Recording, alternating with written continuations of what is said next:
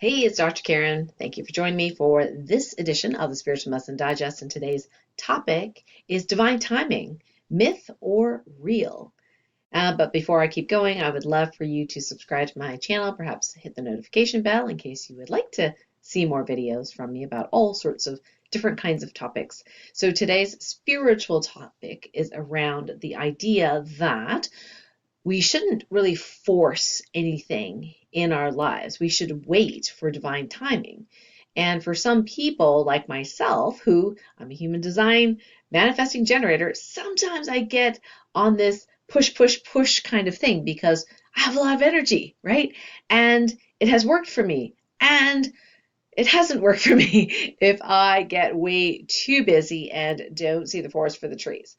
So there is this Goldilocks between divine timing and actually taking action. Now, the whole idea of divine timing is that if all the energetic spiritual ducks are lined up in the row, then the universe will actually give you either the next step or the materialization or manifestation of what it is you desire. Unfortunately, a lot of spiritual people tend to use divine timing as a spiritual bypass. So, in other words, instead of actually committing to something, instead of actually taking action towards a goal or a desired outcome, they just use the words, oh, it's divine timing. So it's not here yet, I'm just waiting, that kind of thing. So I want you to feel in your body the difference between divine timing, as in, just close your eyes for a moment if it's safe for you to do so, as in, okay, you've gotten some sort of inspiration or message or intuitive hit that there is something to go for, right? And then you take the action steps, whatever you're guided to, for the next step, the next step, the next step. And you've come to a place where, that's kind of sort of all I got. And I'm really happy with what I have created so far or what the work that I have done. And you feel like if I go further, I'm going to be pushing, I'm going to be forcing. And in that case, as you look at your current creation, you kind of pat yourself in the back and go, wow, I'm really happy with that. That journey was super cool. And I'm going to keep going and wherever I'm guided next. And divine timing would be like, oh, here is the moon aligned with your menstrual cycle. And, here you go. Here is your ideal reality manifest, usually even better than what you had planned. So that kind of divine timing kind of sort of works, right? Like for most of us, it feels pretty good. At least it does in my body. You can let me know in the comments whether it does for you. Now, the other, which is more spiritual bypassing, is more, and there's two versions of that, but the one that's most common among highly spiritual people is that you have a bright idea. It looks, really great in your mind, right? And you announce it perhaps, and you start on it, you start on this project. And then an obstacle comes. And instead of going, is this obstacle here to grow me? Do I still feel passionate about this outcome that I wish to create? The spiritual bypasser will be like, well, it's an obstacle, so surely, it's probably a redirection. It is, it's not divine timing for this thing to materialize. And then instead of seeing the obstacle as an opportunity to grow, we actually go a different direction altogether because we're seeing that as a sign that we shouldn't be going in this direction. And I've seen this happen way too many times. In fact, it has been the source of a little bit of frustration for myself when I see my beautiful, beautiful spiritual friends, especially the entrepreneurs, right? Because they're the ones that don't have a job, so they're constantly desiring to create from the heart. And I'll see them start something and they'd be like, oh my gosh, that's so beautiful, I love that idea, right? And I'm like cheering them on, and then I talk to them a month or two later and they're like, nah, I didn't do that one. No, things weren't aligning, it wasn't working out, so I'm now doing this, right? And I've had enough times where my friends have asked me Now this is in the distant past. I say no now very quickly, but in the distant past, they'd be like, hey, can you, maybe share some of my stuff with your light medicine community, your light warriors, and it'd be really great if I had your support. And I'm like, oh my gosh, this is such an amazing idea. Absolutely. So I'd get on Facebook and I'd be like, hey, great friend of mine. She's just amazing, gifted healer or whatever she is, right? Coach, he, she. And this is what they're doing right now. Check it out. Sign up here, da, da, da. So I do this promotion.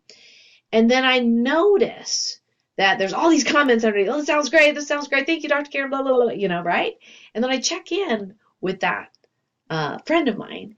And it's like, nah, didn't really align. I'm now doing this thing, which is like completely opposite of what she did. So, and I'm like, okay, I just promoted you as the new preeminent coach of this thing, right? Trusting the desire and the passion that you have, and you didn't see it through. So now I feel a little stupid, There was one case where I was attempting to support a young person that I was mentoring and helping, and she was incredibly gifted, and I really felt like, the idea was fantastic, what she had. And so I said, you need some testimonials. And she said, okay, so we set something up, and, people, she did little free sessions, and then she got testimonials. And then it was like, I saw like so many comments, like me, please, pick me, please, right? And then nothing came of it. And I'm not saying she had to complete that. It's just that now I know better, with better, healthier boundaries, that I need some data and proof that you have that energy to sustain what it is you say you want to create. So any of us that have had any sort of entrepreneurial success at all have a certain degree of consistency, have a certain degree of sustainability, and that means being able to face an obstacle and not necessarily, push against the obstacle until we're completely exhausted, but to actually have this two-pronged approach of, okay, so this obstacle, so if it were here to help me, what is it helping me with? Is this, does this represent an old shadow pattern of mine? Or maybe I need to heal, I'm not good enough or not deserving, or like, what is this pattern I'm seeing? Or is this a pattern that is in the global consciousness of many healers, right? And maybe I'm helping to overcome this particular thing. So we can actually unpack some of that so-called obstacle. And then when we're satisfied with our ability to do our best in that space, sometimes we will overcome the obstacle in a very creative way. I tend to really like doing the creative way. Or it really is a redirection because something else is actually better. So this can be very subtle, and it is not overnight that we can automatically discern these kinds of things, although it does help a lot when we can go into stillness. And I like to do it through stillness, through observing internal movement. And we can actually do that in a little bit, where we can do a little bit of activation here to get you maybe more on path with that divine path of yours, and not being so distracted by obstacles and then spiritual bypassing and then not going for what you desire. So again, not judging those that change course, but I gotta tell you, I have some friends in the healing sphere that I thought for sure were really gonna make it big. Like they were just so incredibly talented and all this kind of stuff. And I really desired for them what they desired for themselves, right? This thriving, amazing, heart-led business. And because they kept changing their tactics over and over and over again, they didn't actually have the momentum towards what it is they desired. And some of them have completely given up on their dream of having a holistic healing center or having a practice where they have regular clients and they can support themselves with. They were not able to support themselves financially. And I know it's not my job to be frustrated for them, right? It's just I was like, oh, kind of disappointed. So I got to work with that shadow for myself. So this idea that there is divine timing is actually true. There is divine timing, and divine timing means we don't force, we don't push, we continue going into stillness and we get our little hints and our little like, what's next? What's next? And it just gives us the next step, the next step. It's not like we have a whole 50-page, business plan that, well, sometimes we plop right out of a download and then we implement it right away. Normally, it's a step by step based on what we're able to comprehend, first of all, and sometimes the universe and our beautiful God team, source team, is supporting us in having certain experiences along the journey. Remember the journey, guys? Yes, you can both have a goal. Why? Not for the goal's sake, but because the journey towards that goal is just so rich with experiences, healing, shadow work, all that kind of stuff. So let me know in the chat below what your thoughts are of divine timing and what it means to you. Now, in the TOLPAKAN Healing Method, we actually have a protocol called the 7-point abundance assessment. Now, abundance does not necessarily mean just money or prosperity. In this case, it's like 360 degrees of abundance. So what we do in this protocol, and I've taught my certified TOLPAKAN healing practitioners this protocol, and they actually train on it and do volunteer sessions to certify, is that we ask the client or volunteer in this case to picture and embody their ideal new reality, healthy, happy, vibrant career, if that's what they want, great relationships, children, home, like whatever it is that they desire. Not only picture it in their mind, because that's only one aspect of our embodiment or sensation is the vision, but to actually hear the sounds of that new reality as if it were here, feel it in the body, maybe smell or taste, what's going on. Are you eating an apple pie? Are you by the sea? Do you smell that? Do you hear the birds, the seagulls, whatever it is in that picture moment of time, to fully experience that. So when they're with the certified practitioner, the practitioner leads them in this mini meditation to just imagine themselves in that ideal scenario and then feel and use their senses to literally embody that pattern, that blueprint of already having received that. Then what happens is in stillness, the practitioner then checks in to see what is blocking this from happening like tomorrow? Like what is in the way? Perhaps any negative or low vibrational energies, curses, vows, thoughts, I'm not good enough, negative emotional baggage, things like that. Then they check to see if there's any positive morphic fields or blueprints that they can download and activate, such as the positive morphic field of self-responsibility or self-compassion or joy or bliss or prosperity. Like there's all these positive morphic fields that are available. And sometimes it's not even obvious. It's some spiritual thing that you're downloading to help that person. And then we check in to divine timing. If you kept doing what you're doing right now, what percentage of you not having what you desire that you want to manifest in this moment is due to you just got to wait because you've done all the work you can. Okay. Now, for people that have done a lot of work on themselves, especially looking at those obstacles, doing their own shadow work, things like that, often the divine timing score is pretty high. We're looking for something out of 100%. For the average person who is not working on themselves, divine timing might be very low because it's like, you got a lot of work to do, buddy. Right? Before the universe is like, okay, everything's set up. You're doing your piece. We do our piece. Keep going. Right? So some people, their divine timing score is very low because they haven't actually started on their journey. They haven't looked at those shadow emotions. They haven't cleared the negative emotions, right? They haven't downloaded the positive morphic fields. Now, the other thing with the prosperity or abundance assessment, the 7-point abundance assessment, is that sometimes it isn't any of the above. Sometimes it's because there are some abundance challenges, and these are the obstacles we talked about. So maybe they have a habit of blaming and shaming others, not even knowing they're doing it, right? Maybe they have a habit of complaining or playing the victim or telling their victimhood stories over and over again. Like these are things that can shift and change so you don't put more energy into the past than in your ideal future, right? So abundance challenges, we can assess what type of abundance challenge you have. I just gave you one out of the 7 examples in the abundance challenge possibilities.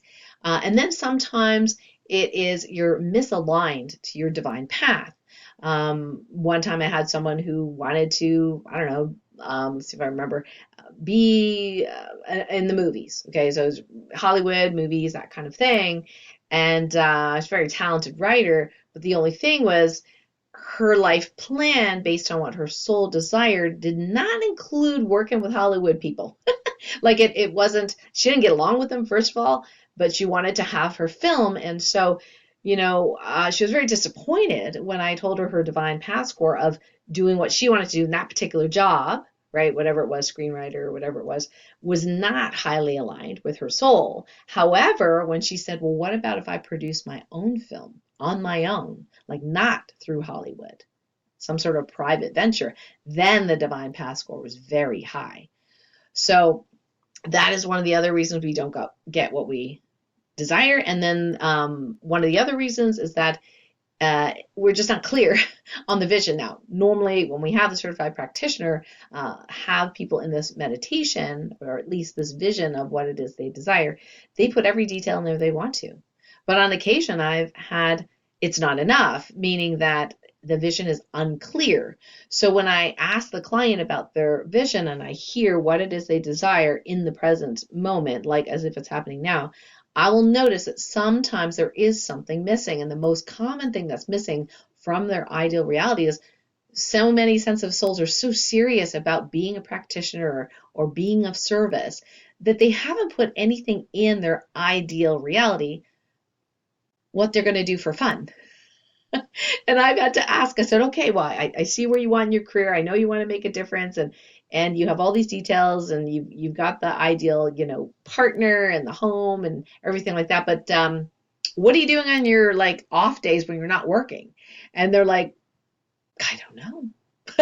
Because they've been so set and so focused on their job, on their mission, that they forgot to have fun in the process. So then we unpack that. And then once we do, oftentimes that score just goes up. And then the last thing for the 7-point abundance assessment is just anything that isn't in the other categories. Sometimes it has to do with how evolved the energies of the collective is, like the human collective, the collective unconscious, mass consciousness. Sometimes you have to wait for certain ascension energies to happen. So the 7-point abundance assessment, like I said, is taught and trained with all of our certified TOLPAKAN healing practitioners. So if that's something that you want to do, you can definitely check us out in the Circle community, which is the light medicine community, and we have many, many certified practitioners there. You can also check our Find a Practitioner page on KarenCan.com. And yes, every one of the practitioners listed can do this for you.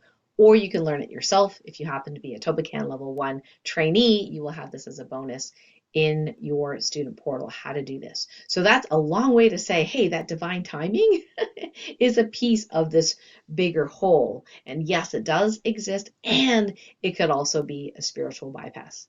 So let's do a very short little mini meditation and activation today.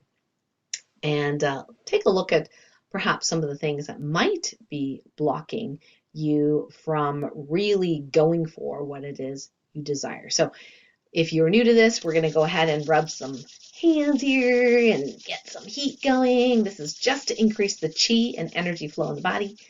And then relax, close your eyes if it's safe for you to do so. Focus on the body, maybe in your hands or anywhere else. Feel any movement, pulses, waves, tingles, even your heartbeat, hot, cold, whatever it is you feel. Follow that feeling, follow that flow wherever it goes. We're entering the 0-point field now. This is where all the magic happens. I'll speak the TOLPAKAN healing directive, and you just receive and keep noticing what is happening in your body. So I now command that any blocks or issues that can be healed today, preventing you from fully stepping into your aligned divine path, and anything preventing you from facing and healing and evolving through obstacles in your way, be turned into beautiful opportunities that you can heal and learn from. I now command that any type of energy that is contributing to spiritual bypassing, that be able to be seen clearly by you when you're ready to face, to honor, to love, and integrate all those shadow parts of your wholeness. Now command this healing be integrated with ease, being in grace for this and all their blessings and all of our gifts. We give our thanks and gratitude. So be it, and so it is. So you can open your eyes. Your eyes are closed. Just take another gander at what's happening in the body. Would love some feedback in the chat. How did this land for you? And what are your thoughts about divine timing? And we can also, of course, continue that beautiful conversation in the Light Medicine community. We'll put that link below, and anything else you want to get support around, just let us know. Much love.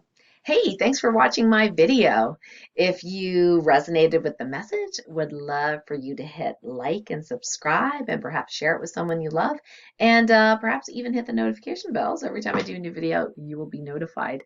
In the meantime, I'd love to connect with you in my private Light Medicine community for sensitive souls to share their stories and to share love and support with each other. I'd love to see you there. I'll put the link below. It's free to join. And I'll also put links to this week's exciting offerings. All right. We'll see you on the other side.